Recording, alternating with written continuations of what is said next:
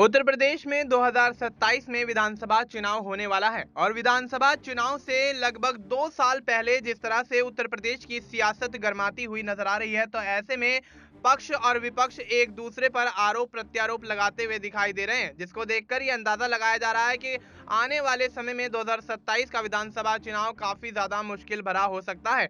उत्तर प्रदेश के उप मुख्यमंत्री ब्रजेश पाठक ने राज्य की योगी सरकार के 8 साल पूरे होने पर कानपुर पहुंचे, जहां उन्होंने कार्यक्रम में हिस्सा लिया और लोगों को योगी सरकार की तमाम उपलब्धियां गिनाई।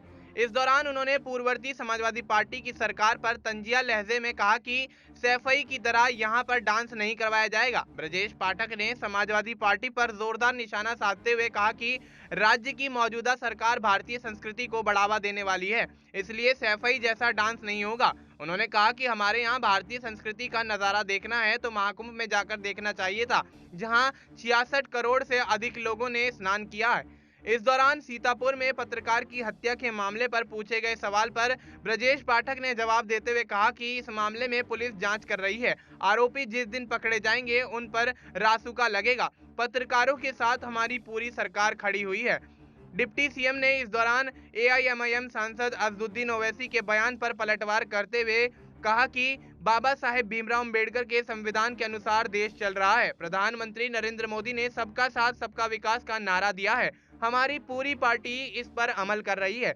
हम लोगों ने जन जन को जोड़ने का काम किया है। ब्रजेश पाठक ने आगे ये भी कहा कि सरकार लगातार काम करना चाहती है और करती है, सुधारात्मक व्यवस्था को लागू करना चाहती है। सड़कें, अस्पताल, ट्रेन हमेशा बनेंगे। साल 2017 से 2025 के बीच बहुत सारे बदलाव हुए हैं। अभी 20 से 40 साल तक भाजपा को रहना है। पीएम मोदी ने पूरे विश्व में भारत के नाम को पहुंचाया है। दुनिया पहले देश को गंभीरता से नहीं लेती थी, आज भारत आंख मिलाकर बात करता है। रूस और यूक्रेन के युद्ध के बीच भारत के 4000 बच्चों को सकुशल निकाल लिया गया। उन्होंने कहा कि गांव तक में परिवर्तन हुआ है।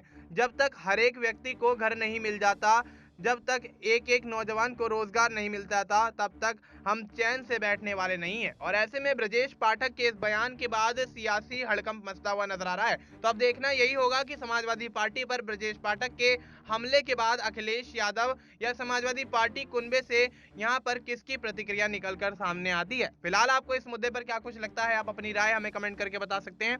बाकी देश और दुनिया से जुड़ी तमाम जानकारी के लिए आप देखते रहिए SPN9 न्यूज।